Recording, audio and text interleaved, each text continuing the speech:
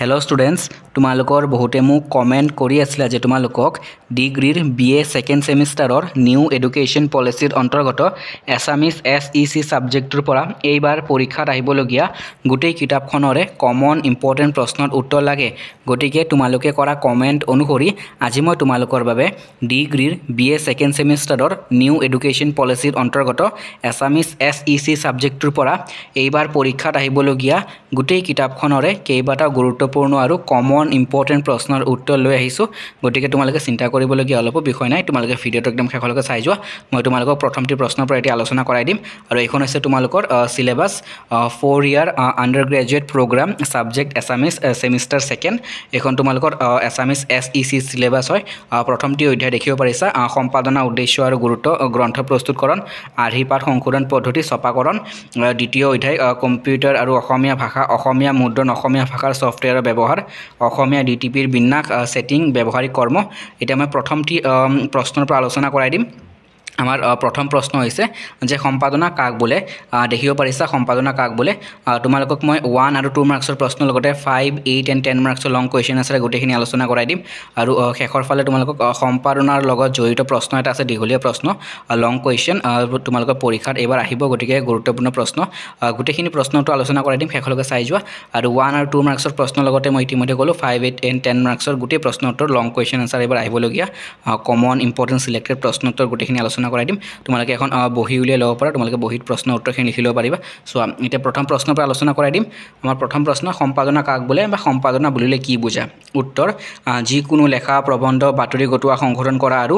প্ৰকাশৰ উপযোগী কৰি তোলা কাৰ্যক সম্পাদনা বুলি কোৱা হয় অৰ্থাৎ যিকোনো ধৰণৰ লেখা প্ৰবন্ধ বাতৰি গটোৱা আৰু সেইবোৰ সংশোধন কৰা আৰু প্ৰকাশৰ উপযোগী কৰি তোলা কাৰ্যকেই সম্পাদনা বুলি কোৱা হয় পৰৱৰ্তী প্ৰশ্ন সম্পাদনা কক্ষ বুলিলে কি বুজা উত্তৰ মই উত্তৰটো তোমাক দেখুৱাই দিছো সব উত্তৰ হৈছে যে সম্পাদনা কক্ষ হল বাতৰি কাকত আলোচনী এখনৰ মূল চালিকা শক্তি বাতৰি কাকত আলোচনী আদিৰ সকলো ধৰণৰ কামসমূহ সম্পাদনা কক্ষত থকা সাংবাদিক তথা দায়িত্বত থকা মানুহবোৰে সম্পাদনা কৰে অৰ্থাৎ মানে সম্পাদনা কক্ষ কি হয় যে সম্পাদনা কক্ষ হল বাতৰি কাকত আলোচনী এখনৰ মূল চালিকা শক্তি বাতৰি কাকত আলোচনী আদিৰ সকলো ধৰণৰ কামসমূহ সম্পাদনা কক্ষত থকা সাংবাদিক তথা দায়িত্বত থকা মানুহবোৰে সম্পাদনা কৰে পৰৱৰ্তী প্ৰশ্নলৈ গৈ আছো আমি আমাৰ পৰৱৰ্তী প্ৰশ্ন হৈছে যে সম্পাদনাৰ নীতি বুলিলে কি বুজা চোৱা অৰ্থাৎ উত্তৰ বাতৰি কাকত আলোচনীৰ বাতৰি তথ্য আৰু অন্য লেখাসমূহ প্ৰকাশৰ বাবে নিৰ্বাচন কৰাৰ সময়ত প্ৰতিটো প্ৰতিষ্ঠানে নিজা নিজা কিছুমান নীতি প্ৰয়োগ কৰা দেখা যায় আৰু তাকেই সম্পাদনাৰ নীতি বুলি কোৱা হয় গুৰুত্বপূৰ্ণ প্ৰশ্ন সম্পাদনাৰ লগত জড়িত নীতি পৰীক্ষাত প্ৰশ্ন আহে পৰৱৰ্তী প্ৰশ্নলৈ গৈ আছো এতিয়া আমি আমাৰ পৰৱৰ্তী প্ৰশ্ন হৈছে যে কাকত আলোচনী আদিৰ সম্পাদকৰ বাবে প্ৰয়োজনীয় গুণসমূহ কি কি প্ৰশ্নটো খুবেই গুৰুত্বপূৰ্ণ তোমালোকে প্ৰশ্নটো একদম ভালকে চাবা কিয়নো এই প্ৰশ্নটো পুৰণি কোয়েশ্চন পেপাৰটো ইতিমধ্যে আহি গৈছে গুৰুত্বপূৰ্ণ আৰু কমন প্ৰশ্ন তোমালোকৰ চোৱা যে কাকত আলোচনী আদিৰ সম্পাদকৰ বাবে প্ৰয়োজনীয় গুণসমূহ কি কি বা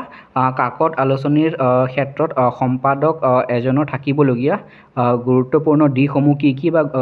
গুণসমূহ কি কি গতিকে প্ৰশ্নটো 2-3 ধৰণে আহিব পাৰে তোমালোকে উত্তৰটো ইয়াৰ পৰা লিখিব পাৰিবা ধুনীয়াকৈ চোৱা মই প্ৰশ্নটো তোমাক আকৌ এবাৰ কৈ দি আছো যে কাকত আলোচনী আদিৰ যি সম্পাদক থাকে যিসকল সম্পাদক থাকে সেই সম্পাদকসকলৰ প্ৰয়োজনীয় গুণসমূহ কি কি চোৱা উত্তৰ বাতৰি কাকত আলোচনী আদিৰ ক্ষেত্ৰত সম্পাদকগৰাকী বিখ্যাত সৃষ্টিশীল লেখক নহবও পাৰে কিন্তু ব্যক্তিজনৰ কিছুমান গুণ থকাটো অতি প্ৰয়োজন অৰ্থাৎ এই গুণসমূহ হল পইণ্টত আছে মই তোমালোকক দেখুৱাই দি আছো যে সম্পাদনা কৰা ব্যক্তিজন অধ্যয়নশীল হ'ব লাগে গ্ৰন্থৰ লগত জড়িত নথকা ব্যক্তিজনে সম্পাদনা কামটো কৰিব নোৱাৰে পৰৱৰ্তী পইণ্টলৈ গৈ আছো তোমালোকক মই পইণ্টটো দেখুৱাই দি আছো চোৱা ক খ গ এইদৰে লিখিবা খ হৈছে সম্পাদনাৰ লগত জড়িত থকা ব্যক্তিৰ বাক্যৰ গঠন ভাষাৰীতি কৌশল আখৰ জোটনি আদিৰ জ্ঞান থাকিব লাগিব পৰৱৰ্তী পইণ্ট গ লেখাসমূহত থকা ভুল সংশোধন কৰি প্ৰকাশৰ সাজু কৰিব লাগে তাৰ লগতে পাঠকৰ ৰুচিৰ ওপৰত লক্ষ্য ৰাখি লেখা এটাক ৰুচি সম্পূৰ্ণ কৰি তোলাৰ পৰৱৰ্তী পৃষ্ঠালৈ গৈ আছোঁ এতিয়া আমি দায়িত্ব সম্পাদনাৰ লগত থকা ব্যক্তিজনৰ পৰৱৰ্তী পইণ্ট ঘ ব্যক্তিজন নিৰপেক্ষ আৰু তথ্যনিষ্ঠ হ'ব লাগিব এতিয়া আমাৰ পৰৱৰ্তী প্ৰশ্ন ডক্টৰ নীৰাজনা মহন্ত বেজবৰুৱাৰ মতে ভাল লেখনৰ কৌশল আৰু গুণাৱলীসমূহ কি কি গুৰুত্বপূৰ্ণ প্ৰশ্ন সম্পাদনাৰ লগত জড়িত সম্পাদনাৰ উদ্দেশ্য আৰু গুৰুত্বৰ লগত জড়িত প্ৰশ্ন চোৱা উত্তৰ পইণ্টত লিখিবা ক যে সহজ সৰলভাৱে লিখা কথাই তাৰ বক্তব্য অধিক ৰূপত স্পষ্ট কৰিব পাৰে সৰল শব্দ আৰু সৰল বাক্যৰ ব্যৱহাৰৰ ক্ষেত্ৰত একেটা কথাই প্ৰযোজ্য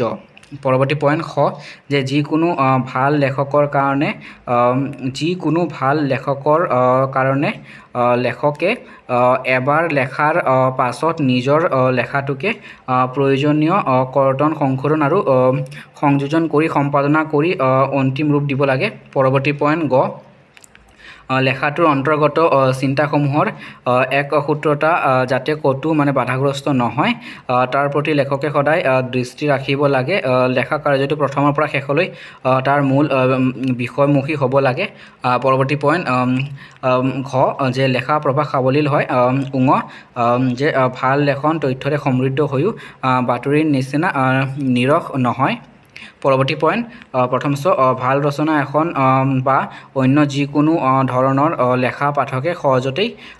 বুজিব পৰা হ'ব লাগে এতিয়া আমি পৰৱৰ্তী প্ৰশ্নলৈ গৈ আছোঁ যে সম্পাদনা কি মই ভিডিঅ'টো আৰম্ভণিতে কৈছিলোঁ যে শেষৰ প্ৰশ্নটো পৰীক্ষাত আহিবলগীয়া গুৰুত্বপূৰ্ণ দীঘলীয়া লং প্ৰশ্ন চোৱা যে সম্পাদনা কি সম্পাদনা কক্ষ কাক লৈ গঠিত ইতিমধ্যে মই এই সম্পৰ্কে আলোচনা কৰাই দিছোঁ তোমালোকৰ 2 মাৰ্কছৰ প্ৰশ্ন হিচাপে আলোচনা কৰাই দিছোঁ বা তোমালোকক চমু টোকা হিচাপে প্ৰশ্ন আহে যে সম্পাদনা কক্ষ কি হয় কাক লৈ গঠিত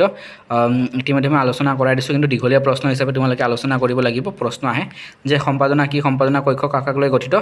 বা গঠন কৰা হয় আৰু সম্পাদনাৰ কামত ব্যৱহাৰ কৰা প্ৰতীকবোৰ বা চিহ্নবোৰ কি প্ৰতীকবোৰৰ বা চিহ্নবোৰৰ বিষয়ে লিখা প্ৰশ্ন আহে তোমালোকৰ যে সম্পাদনা কামত ব্যৱহাৰ কৰা প্ৰতীকবোৰৰ বিষয়ে লিখা অৰ্থাৎ চিহ্নবোৰৰ বিষয়ে লিখা উত্তৰ চোৱা যে অন্য কাৰোবাৰ যিকোনো লেখা প্ৰবন্ধ বাতৰি গোটোৱা সংশোধন কৰা আৰু প্ৰকাশৰ উপযোগী কৰি তোলা কাৰ্যক সম্পাদনা বুলি কোৱা হয় ইতিমধ্যে মই আলোচনা কৰাই দিলোঁ চোৱা গ্ৰন্থ বাতৰি কাকত প্ৰশ্নটো মই আকৌ আলোচনা কৰাই দিছোঁ যে অন্য কাৰোবাৰ যিকোনো লেখা প্ৰবন্ধ বাতৰি গোটোৱা সংশোধন কৰা আৰু প্ৰকাশৰ উপযোগী কৰি তোলা কাৰ্যক সম্পাদনা বুলি কোৱা হয় গ্ৰন্থ বাতৰি কাকত আলোচনী আদিৰ ক্ষেত্ৰত সম্পাদনা কাৰ্যটো অতি গুৰুত্বপূৰ্ণ নিখুঁতভাৱে কৰা সম্পাদনীয় কাৰ্যৰ লেখাই পাঠকৰ মন আকৰ্ষিত কৰিব পাৰে বাতৰি কাকত আলোচনী আদিৰ ক্ষেত্ৰত সম্পাদনা কক্ষ থাকে আমি পৰৱৰ্তী পৃষ্ঠালৈ যাম এতিয়া যে সম্পাদনা কক্ষ থাকে সম্পাদনা কক্ষ হ'ল বাতৰি কাকত আলোচনী এখনৰ মূল চালিকা শক্তি বাতৰি কাকত এতিয়া আমি পৰৱৰ্তী পৃষ্ঠালৈ গৈ আছোঁ বাতৰি কাকত আলোচনী আদিৰ সকলো ধৰণৰ কামসমূহ সম্পাদনা কক্ষত থকা সাংবাদিক তথা দায়িত্বত থকা মানুহবোৰে সম্পাদনা কৰে বাতৰি কাকত আলোচনীৰ সম্পাদনাৰ কক্ষত সম্পাদক কাৰ্যবাহী সম্পাদক সহযোগী সম্পাদক আৰু উপসম্পাদক থাকে গ্ৰন্থ এখনৰ ক্ষেত্ৰত সম্পাদনা কাৰ্যটো হৈছে অতি গুৰুত্বপূৰ্ণ গ্ৰন্থখনৰ ক্ষেত্ৰত এজন বা বিভিন্নজনৰ পৰা সংগ্ৰহ কৰা লেখাবোৰ নিৰ্দিষ্ট নীতি নিয়ম অনুসৰণ কৰি আৰ্হি পাঠ আৰু সময় উপযোগীকৈ সংশোধন আৰু সংযোজন কৰি উলিওৱা কাৰ্যটোকে সম্পাদনা বুলি কোৱা হয় আৰু এতিয়া তোমালোকে প্ৰতীক চিহ্নৰ বিষয়ে উল্লেখ কৰিব লাগিব প্ৰতীক চিহ্ন অৰ্থাৎ সম্পাদনাৰ ক্ষেত্ৰত যিবোৰ চিহ্ন আমি ব্যৱহাৰ কৰোঁ বা যিবোৰ চিহ্ন আমি সম্পাদনাৰ ক্ষেত্ৰত আমি প্ৰয়োগ কৰোঁ সেইবোৰৰ বিষয়ে তোমালোকে এতিয়া উল্লেখ কৰিব লাগিব চোৱা পইণ্টত লিখিবা সম্পাদনাৰ ক্ষেত্ৰত সদায় কিছুমান প্ৰতীক ব্যৱহাৰ কৰা হয় এই প্ৰতীকবোৰ হ'ল ক খ গ এইদৰে পইণ্টত লিখিবা মই দেখুৱাই দিছোঁ এই পইণ্টবোৰ তোমালোকে মনত ৰাখিব লাগিব কিয়নো এইবোৰ মুখস্থ তোমালোকে অলপ প্ৰয়োজন হ'ব কিয়নো এইবোৰ তোমালোকৰ অলপ ফৰ্মুলাৰ দৰে গতিকে এই নিয়মসমূহ তোমালোকে অলপ মনত ৰাখিব লাগিব তোমালোকে ধুনীয়াকৈ বহীত লিখি ল'বা মই দেখুৱাই দিছোঁ ক খ গ হিচাপে পইণ্টত ক দেখিব পাৰিছা ভিৰ দৰে চিম্বল হয় অৰ্থাৎ চিহ্ন হয় এই চিহ্নটো উক্ত স্থানত শব্দটো সংযোজন কৰাৰ বাবে ব্যৱহাৰ কৰা হয় অৰ্থাৎ যেনে চোৱা ৰাম আৰু হৰি তোমালোকে দেখিছা এই ভি একেলগে স্কুললৈ যাব অৰ্থাৎ একেলগে ক্ষেত্ৰত ব্যৱহাৰ কৰা হয় বুজাইছে তাৰপিছত খ দেখিছা খ চিহ্নটোক দুটা শব্দক একলগ কৰাৰ বাবে এই চিহ্ন ব্যৱহাৰ কৰা হয় যেনে দেখিছা 2020 চনত কৰোণা আক্ৰান্ত হৈ প্ৰাক্তন মুখ্যমন্ত্ৰী তৰুণ গগৈৰ দেহাৱসান ঘটে অৰ্থাৎ দুটা শব্দক মানে একলগ কৰাৰ বাবে এই চিহ্ন ব্যৱহাৰ কৰা হয় তাৰপিছত গ দেখিছা তোমালোকে পইণ্টত লিখিবা যিটোৰে পইণ্টত দিয়া আছে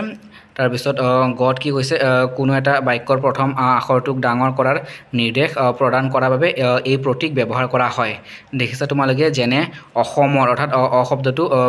ডাঙৰ বুজোৱাৰ ক্ষেত্ৰত কি কৰা হৈছে এই চিহ্ন ব্যৱহাৰ কৰা হৈছে অসমৰ বৰ্তমান ৰাজ্যপাল হ'ল প্ৰফেচৰ জগদীশ মুখী অৰ্থাৎ অসমৰ ক্ষেত্ৰত অসম শব্দটোক মানে বিশেষকৈ নিৰ্দিষ্টকৈ ডাঙৰ কৰাৰ নিৰ্দেশ প্ৰদান কৰা হৈছে তাৰপিছত ঘ পইণ্টটো দেখিছা তোমালোকে দুটা শাৰীক একেলগ কৰাৰ নিৰ্দেশ প্ৰদান কৰাৰ ক্ষেত্ৰত এই চিহ্ন এই প্ৰতীক চিহ্ন ব্যৱহাৰ কৰা হয় তাৰপিছত উঙ দেখিছা তোমালোকে